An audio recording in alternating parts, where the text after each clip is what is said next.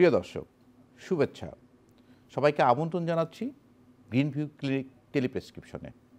আপনারা জানেন ফেব্রুয়ারি 4 world cancer day. World cancer ডের এবারের প্রতিপাদ্য বিষয় হলো ইউনাইটেডলি ইউনিক, সবার জন্য সমান চিকিৎসা। এই ওয়ার্ল্ড ক্যান্সার ডে নিয়ে আজকে আমাদের আলোচনা। আমাদের এই আলোচনায় আমাদের সাথে আছেন ডাক্তার একরামুল হক জোয়ারদার। তিনি কনসালটেন্ট সার্জিক্যাল অনকোলজি, জাতীয় ক্যান্সার গবেষণা ইনস্টিটিউট ও হাসপাতাল। ডাক্তার জোয়ারদার, আপনাকে স্বাগত আমাদের স্টুডিওতে। ধন্যবাদ আপনাকে। দেখুন, ক্যান্সার নিয়ে কিন্তু আমাদের এমনি একটা ভীতি থাকে সবসময়। আমরা চাই যে ক্যান্সার মুক্ত দেশ, ক্যান্সার মুক্ত পৃথিবী। তো এই ওয়ার্ল্ড ক্যান্সার ডে এবারের প্রতিপাদ্য বিষয়টা যদি আপনি একটু বলতেন। প্রতি বছরেরই আপনারা জানেন যে 4 ফেব্রুয়ারি সারা পৃথিবীব্যাপী একটা ক্যান্সার ডে পালিত হয়ে থাকে, যেটাকে আমরা বিশ্ব ক্যান্সার দিবস বলে থাকি। পৃথিবীর অন্যান্য দেশের মতো আমাদের দেশেও এটি পালিত হয়ে থাকে এবং প্রতি 3 বছর পর পর সাধারণত একটি করে থিম থাকে বা প্রতিপাদ্য বিষয় থাকে। এবারের প্রতিপাদ্য বিষয় হচ্ছে united by unique. That means সবার জন্য সমান স্বাস্থ্যসেবা। এখানে প্রত্যেকটা রুগীর ইন্ডিভিজুয়াল এক্সপেরিয়েন্স থাকে, তাদের নানান ধরনের স্টেপগুলো পার করে আসছে, তাদের অভিজ্ঞতা থাকে, তাদের স্বতন্ত্রতা থাকে, কিন্তু আমরা চাই যে সবাই যেন একটি সমান স্বাস্থ্যসেবা পেয়ে থাকে এবং স্বাস্থ্যসেবাটা যেন ইউনিকলি হয়, যেন কেউ কম পেলো কেউ বেশি পেলো এমনটা না, যেন সবাই সমান স্বাস্থ্যসেবা পেয়ে থাকে। এটাই এবারের প্রতিপাদ্য বিষয়। ইদানিংকালে আমরা লক্ষ্য করছি যে ক্যান্সারটা যেন দিনে দিনে বেড়েই চলেছে। মানে আমরা কিন্তু ওয়ার্ল্ড ওয়াইডই এর সংখ্যা কিন্তু অনেক বেড়ে চলেছে। আচ্ছা, যদি এটা পিছনে কারণটা খুঁজি, আপনি ইন্ডিভিজুয়ালাইজ বলতে পারেন, লাং ক্যান্সার বলতে পারেন, যদি কারণটা খুঁজি আপনার কাছে কী মনে হয়? প্রথমেই যদি আমরা বলি তাহলে একটি হতে পারে যে আমাদের পরিবেশগত কারণ। সাধারণত পরিবেশের নানান রকম পরিবেশগত কারণে ক্যান্সার হয়ে থাকে। তার ভিতরে অন্যতম হচ্ছে যে আমাদের যে অতিবেগুনি রশ্মি থাকে সেগুলোর কারণে সাধারণত কিছু ক্যান্সার হতে পারে। তাছাড়া পরিবেশের নানান রকম পলিউশন থাকে, সেগুলো থেকে হতে পারে। আমাদের যে জীবন ব্যবস্থা বা আমাদের পার্সোনাল যে হ্যাবিট, সেগুলোর সাথেও কিন্তু কিছু কিছু ক্যান্সার জড়িত। যেমন আমরা বিশ্বের নাম্বার 1 ক্যান্সার হচ্ছে লাং ক্যান্সার। আমরা যদি লাং ক্যান্সারের কথা বলি তাহলে কিন্তু স্মোকিং অন্যতম একটি ফ্যাক্টর। এবং স্মোকিং শুধু যে যিনি স্মোক করতেছেন উনিই নয়, পাশাপাশি কিন্তু প্যাসিভ স্মোকারও কিন্তু লাং ক্যান্সারে আক্রান্ত হচ্ছে। এটা একটা কারণ গেল। দেন আমরা যদি আমাদের খাদ্যাভ্যাসের দিকে যাই, আমরা সাধারণত আমরা এখন চলে যাচ্ছে, আমরা সবাই আসলে সোশ্যালাইজেশন বলেন বা আমাদের সিভিলাইজেশন ডেভেলপের কারণে আমরা কিন্তু আমাদের ন্যাচারাল খাবার দাবার থেকে সরিয়ে আসতেছি। আমরা কিন্তু এখন প্রোটিন রিচ খাবার বেশি খাচ্ছি, ফ্যাট কন্টেন্ট খাবার বেশি খাচ্ছি বা প্রসেসড ফুড আমরা বেশি খাচ্ছি। যেমন আমরা দুপুরের দিকে অধিকাংশ মানুষই আছে যে যারা বাসায় যেতে পারে না, তারা হয়তো বার্গার খাচ্ছে অথবা একটি পিৎজা খাচ্ছে বা এইভাবে হাই চিজ বা ফ্রোজেন টাইপের খাবার বেশি বেশি খাচ্ছে। তাছাড়া আমরা কিন্তু আমাদের লিফি ভেজিটেবলস বা আমাদের যেগুলা সবুজ সতেজ শাকসবজি, সেগুলো থেকে কিন্তু আমরা আস্তে আস্তে দূরে সরে যাচ্ছি। এই খাদ্যাভ্যাস অন্যতম একটি কারণ। তাছাড়া যদি আমরা যাই যে যারা ফ্যাটি খাবার বেশি খাচ্ছে বা আমাদের স্মোকড খাবার, বিশেষ করে কাবাব জাতীয় খাবার বা যেগুলো একটু কম সিদ্ধ খাবার খাচ্ছে, এগুলোও কিন্তু আমাদের অন্ত্রের ক্যান্সারের জন্য কিন্তু অন্যতম একটা ঝুঁকি। এছাড়া তো আবার আরেকটা বিষয় আছে যে আপনারা বলেন যে ভেজালযুক্ত খাবার, ফরমালিনযুক্ত খাবার বা আপনি দেখা যায় কেমিক্যালযুক্ত খাবার, জন্য কেমিক্যাল ইউজ করা হয়, এগুলো কিন্তু ক্যান্সার, এগুলো অন্যতম একটা কারণ। তাছাড়া আমরা যেটা করতেছি, বিশেষ করে আমরা আমাদের কৃষক ভাইরা তাদের চাষের ক্ষেত্রে কিন্তু নানান ধরনের ইনসেকটিসাইডস ইউজ করে থাকে, কীটনাশক ইউজ করে থাকে, এবং এই কীটনাশকগুলোও কিন্তু ক্যান্সারের জন্য কারণ। এবং এগুলোকে সাধারণত ডেডলি ড্রোজেন বলে। বিশেষ করে 12টা কীটনাশক আছে যেগুলো সাধারণত ক্যান্সারের জন্য অন্যতম কারণ হতে পারে। এছাড়াও আমরা যদি আসি আমাদের লাইফস্টাইল, বিশেষ করে মানে স্থূলতা বা ওবেসিটি, এটাও নানাবিধ ক্যান্সারের একটি কারণ। তাছাড়া আমরা যদি আসি অন্যতম কারণ যদি বলি, সেটা হচ্ছে যে আমাদের জেনেটিক মিউটেশন। আমরা যদি ছেলেদের ক্ষেত্রে বা মেয়েদের ক্ষেত্রে কোন কোন ক্যান্সারগুলো বেশি হচ্ছে আমাদের দেশের প্রেক্ষাপটে এবং সারা বিশ্বেও যদি আমরা দেখি, সাধারণত ছেলেদের ক্ষেত্রে লাং ক্যান্সার সব থেকে বেশি মানুষ আক্রান্ত হয়, আর মেয়েদের দিকে ব্রেস্ট ক্যান্সার সাধারণত আক্রান্ত হচ্ছে। এরপরেই মেয়েদের সার্ভাইকাল ক্যান্সার অন্যতম একটি কারণ। আমরা যে কোনো ক্যান্সারের ক্ষেত্রে আমরা দেখি যে হয়ে গেলে অনেকটাই আমাদের ভাবনা থাকে যে নিশ্চিত মৃত্যু, যা সময়ের অপেক্ষা। তো এটা যদি আমরা এখান থেকে কাটেল করতে চাই, তাহলে তো আমাদের মনোযোগ দিতে হবে আর্লি ডিটেকশন এবং প্রিভেনশন এবং স্ট্র্যাটেজি, মানে কিভাবে আমরা এটাকে মোকাবেলা করব। তো এই পয়েন্টে যদি আমরা আসি, প্রথমে যদি আমরা বলি প্রিভেনশনটা আমরা কিভাবে করতে পারি। ক্যান্সার প্রিভেনশনের জন্য আমরা কিন্তু অনেকগুলো পন্থা অবলম্বন করতে পারি, এবং তার অন্যতম কারণ হচ্ছে মানুষের ভিতরে অ্যাওয়ারনেস ডেভেলপ করা। আমরা যদি ক্যান্সার কিন্তু এখন অন্যতম একটি নন কমিউনিকেবল ডিজিজ, ভয়াবহ রূপ নিয়েছে ক্যান্সার, কারণ এখন ক্যান্সারের ইনসিডেন্স প্রতি বছরই অনেক অনেক অনেক বেশি বেড়ে যাচ্ছে। তো সেই ক্ষেত্রে আমরা চাই যে একটি আর্লি ডিটেকশনের জন্য একটু অ্যাওয়ারনেস করা, আর তাছাড়া আর্লি ডিটেকশন করা। আর্লি ডিটেকশনের জন্য সারা পৃথিবীব্যাপী এবং আমাদের বাংলাদেশেও কিছু কিছু স্ক্রিনিং টুলস আছে বা স্ক্রিনিং প্রোগ্রাম আছে, এবং কিছু কিছু ক্যান্সার আছে যেগুলোকে যদি আমরা আর্লি ডিটেক্ট করতে পারি তাহলে কিন্তু সম্পূর্ণরূপে নিরাময়যোগ্য। তার ভিতরে অন্যতম ক্যান্সার হচ্ছে মেয়েদের ব্রেস্ট ক্যান্সার, যদি আমরা আর্লি ডিটেক্ট করতে পারি। অনুরূপভাবে সার্ভাইকাল ক্যান্সারও যদি আমরা আর্লি ডিটেক্ট করতে পারি তাহলে সেক্ষেত্রেও কিন্তু আমরা তার মানে ক্যান্সারের ভয়াবহতা অনেক কমানো যেতে পারে। তো এই আর্লি ডিটেকশন করতে গেলে আগে তো আমাকে বুঝতে হবে, মানে আসলে আমরা কখন বুঝি? যখন ক্যান্সারটা ছড়িয়ে যায়, হাড়ে চলে আসলো, প্রচণ্ড ব্যথা, মাথায় চলে আসলো, একটু এলোমেলো করছে, তখন আমরা আসি আপনাদের কাছে। কিন্তু এই যে আর্লি স্টেজ আমরা কখন আসবো, আমরা কিভাবে বুঝবো? আর্লি ডিটেকশনের জন্য সাধারণত প্রথমতই যদি আমরা বলি, ক্যান্সারের অন্যতম কজ কিন্তু একটি এজ বা তার বয়স নিজেই কিন্তু একটি কারণ। সাধারণত কোনো ক্যান্সার আছে 40-এর পর থেকে হতে পারে, আবার কিছু ক্যান্সার আছে 70 বছরের পরে হয়, যেমন প্রোস্টেট ক্যান্সার সাধারণত বলি 65 থেকে 70 বছরের পরে হয়। আবার কোলন ক্যান্সার বলেন, স্টোমাক ক্যান্সার বলেন, এগুলো কিন্তু 40 বছর হলেই কিন্তু ক্যান্সারের ঝুঁকি বাড়তে থাকে, ইভেন ব্রেস্ট ক্যান্সারের ক্ষেত্রেও। তো সেই ক্ষেত্রে আমরা আর্লি ডিটেকশনের জন্য কাদেরকে আমরা স্ক্রিনিংয়ে নিয়ে আসবো? তাদের ক্ষেত্রে যাদের আমরা বলি যে উচ্চ ঝুঁকিতে যারা থাকে। উচ্চ ঝুঁকিতে কারা থাকতেছে? বিশেষ করে আমরা দেখব যে যাদের পারিবারিক ইতিহাস আছে। সাধারণত অনেকগুলো ক্যান্সার আছে যেগুলো পারিবারিক ইতিহাসের সাথে সম্পর্কযুক্ত। পরিবারের 1-2 বা 2-এর অধিক মেম্বার যখন আক্রান্ত হয়ে থাকে ক্যান্সারে, তখন কিন্তু তার পরবর্তী জেনারেশনের ক্যান্সারের ঝুঁকি অনেক বেড়ে যায়। তার ভিতরে আমরা যদি কিছু ক্যান্সারকে স্পেসিফিকলি বলতে চাই, তার ভিতরে অন্যতম হচ্ছে breast cancer, colon cancer, stomach cancer, ovarian cancer. এছাড়াও আরও অনেকগুলো ক্যান্সার আছে যেগুলো কিন্তু পারিবারিক ইতিহাসের সাথে সম্পর্কযুক্ত।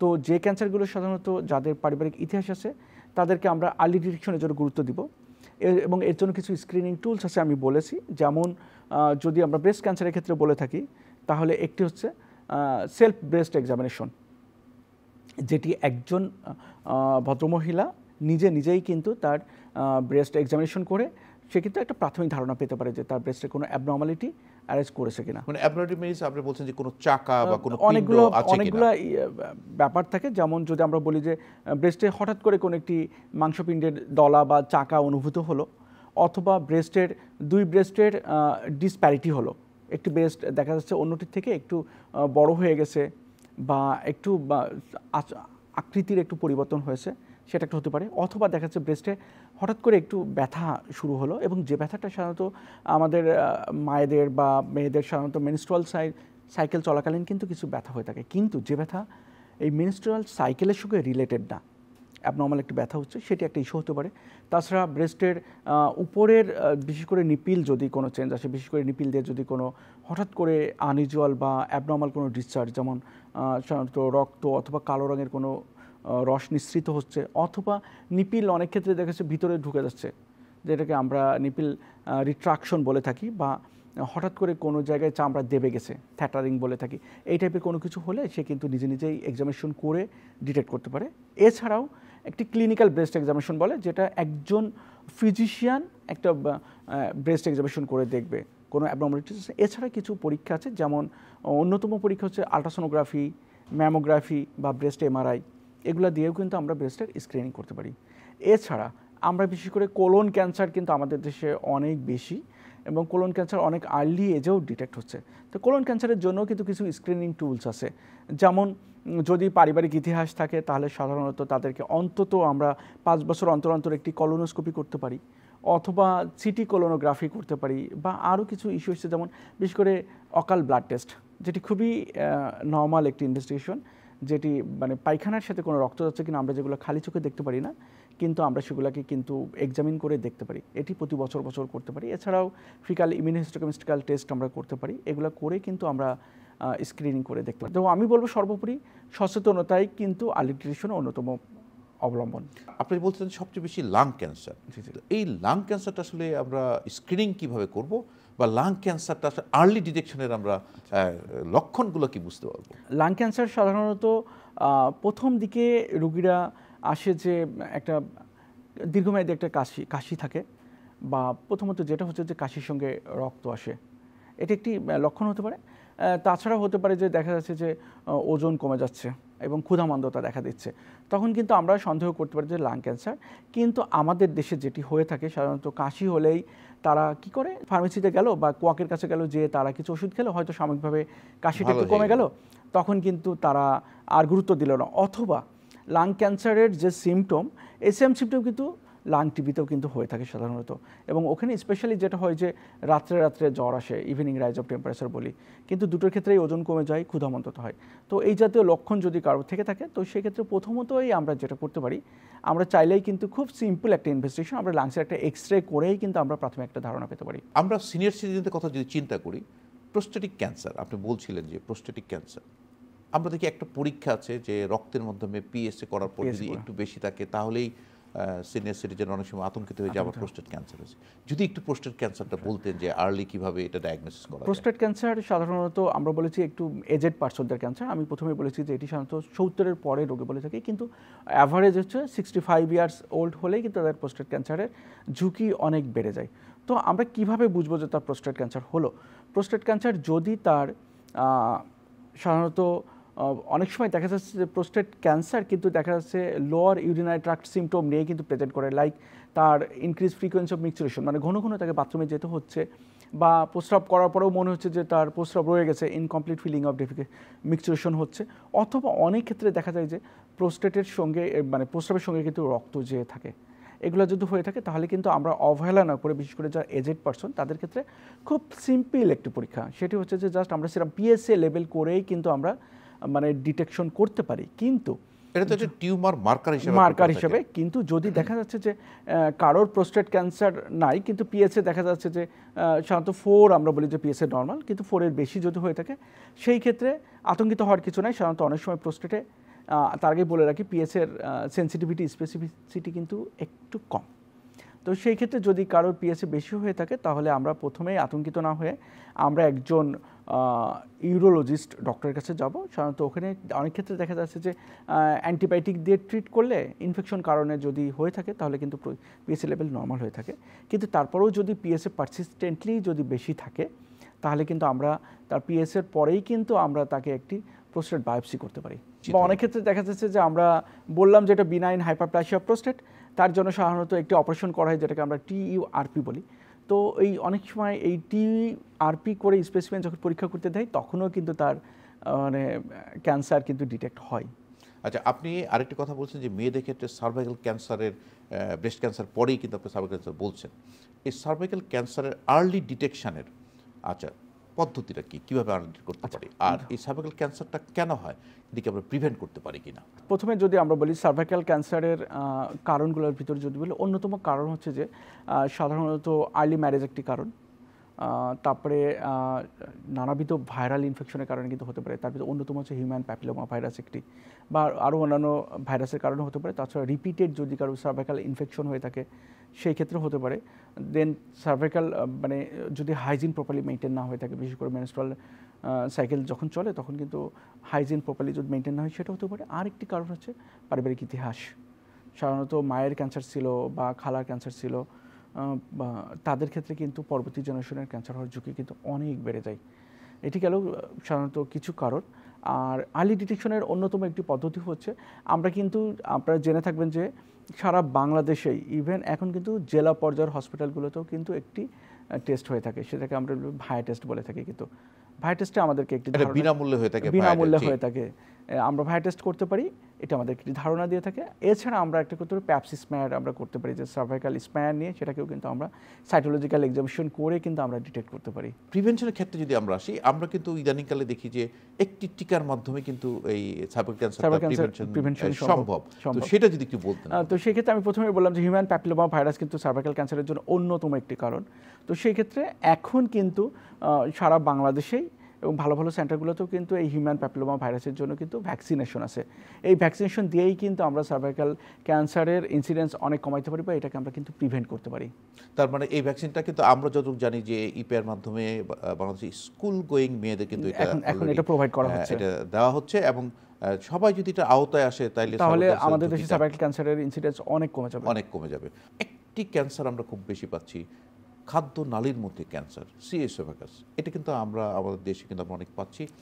এই সি এসোফেগাসের আসলে কারণটা কি, আমরা প্রিভেন্ট করতে কিভাবে, এটা আমাদের একটু বল। ইসোফেগাসের বেশ কিছু কারণ আছে, তার ভিতরে একটা আমরা যদি বলে থাকি সেটা হচ্ছে খাদ্যাভ্যাস তো অন্যতম কারণ। আপনি বললেন যে আমরা যদি লেস ফাইবার কন্টেনিং খাবার, মানে বিশেষ করে আইস জাতীয় খাবার যদি আমরা কম খাই, বা আমরা গ্রিন এবং সতেজ খাবার যদি আমরা কম খাই, সেটা একটি কারণ। এছাড়া আমরা সাধারণত fast food, frozen food, processed food বা স্মোকি ফুড আমরা বা অথবা লবণাক্ত খাবার, এগুলো কিন্তু সাধারণত ইসোফেজাল ক্যান্সারের একটি কারণ। তাছাড়া অন্যতম একটি কারণ হচ্ছে যে ব্যারেটস ইসোফেজাইটিস, যেটা আমরা সাধারণত ইসোফেগাসের একটি ইনফেকশন টাইপের হয়, ব্যারেটস ইসোফেগাস, এটি একটি কারণ হতে পারে। তাছাড়া আরেকটা হতে পারে যে গ্যাস্ট্রোইসোফেজাল রিফ্লাক্স ডিজিজ, যেটি সাধারণত আগে অনেক বেশি হতো, এখন কিন্তু গ্যাস্ট্রোইসোফেজাল রিফ্লাক্স ডিজিজ কমে গেছে due to proton pump inhibitor অনেক বেশি ইউজ হওয়াতে কিন্তু এটি কমে গেছে, এটা হতে পারে। এছাড়া আরও কিছু বিনাইন ডিজিজের কারণে সাধারণত ইসোফেজাল স্ট্রিকচার সেক্ষেত্রেও কিন্তু ইসোফেজাল ক্যান্সার হতে পারে। ট্রিটমেন্টটা আপনারা কোনভাবে, এটা কি সার্জারিক্যাল ট্রিটমেন্ট নাকি আপনারা কেমোথেরাপি, রেডিওথেরাপি? ইসোফেজাল ক্যান্সারকে সাধারণত ট্রিটমেন্ট করতে গেলে আমরা প্রথমত দুই ভাগে আমরা ভাগ করতে পারি। একটা হচ্ছে হিস্টোলজিক্যাল ক্লাসিফিকেশন একটি ফ্যাক্টর, বিশেষ করে এটা কি স্কোমাসেল ক্যান্সার নাকি অ্যাডিনোকার্সিনোমা, সেটা একটা ইস্যু। আরেকটি হচ্ছে যে ইসোফেগাসের কোন অংশে সাধারণত ক্যান্সারটি হচ্ছে। সাধারণত আমরা তিনটে ভাগ করি, একটা হচ্ছে আপার পার্ট, মিডিল পার্ট এবং লো পার্ট।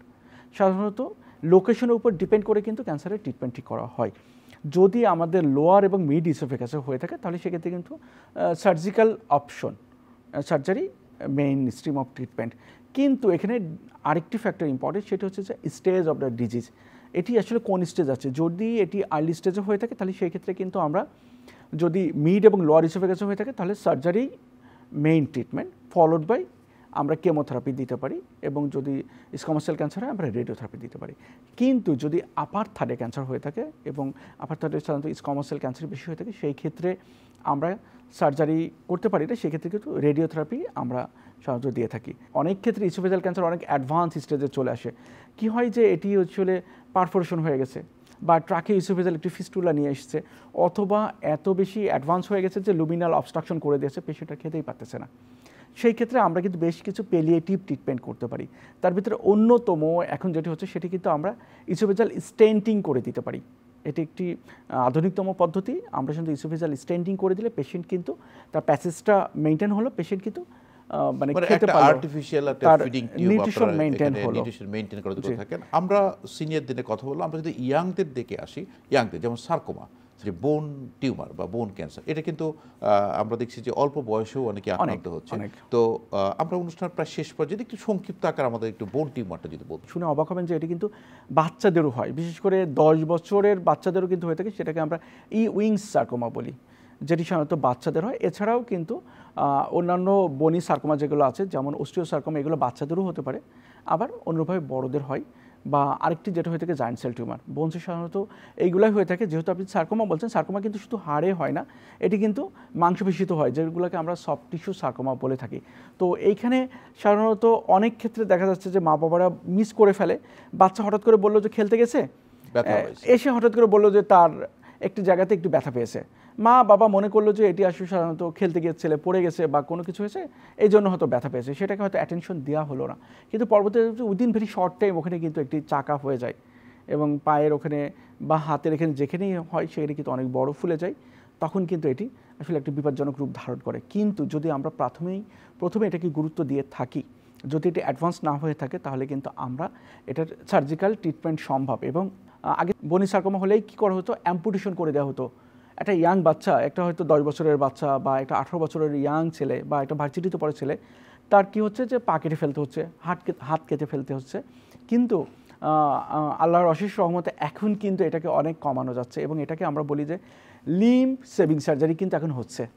তাহলে এটা একটা নতুন একটি লিম্ব সেভিং সার্জারি। এবং এখানে কি হচ্ছে যে তার কিন্তু যে অংশটুকু কেটে ফেলেছে ওখানে কিন্তু একটা আর্টিফিশিয়াল একটি ডিভাইস লাগাই দেওয়া হচ্ছে। এবং যেন আরও খুশি হবেন যে জয়েন্টে ইনভলভ হয়েছে, জয়েন্ট সহ কিন্তু এখন আর্টিফিশিয়াল করা এখন রিপ্লেস করা যাচ্ছে, এবং যার ক্ষেত্রে তার অপারেশন পরবর্তী লাইফস্টাইল কিন্তু তার মানে নর্মাল লাইফের মতোই হচ্ছে, এবং সে কিন্তু একটা ছেলে হয়তো ভার্সিটিতে পড়ে, সে কিন্তু তার পড়াশোনাটা কন্টিনিউ করতে পারতেছে এবং সে সমাজের স্বাভাবিক মানুষের মতোই কিন্তু চলতে অনেক পারতেছে। ধন্যবাদ ডাক্তার একরামুল হক জোয়ারদার। আপনার কাছে আমরা ক্যান্সারের নানা দিক নিয়ে আমরা জানলাম। প্রিয় দর্শক, সকলের জন্য সমন্বিত ক্যান্সার চিকিৎসা, ক্যান্সার রোগ নির্মূলে সম্ভব নয়।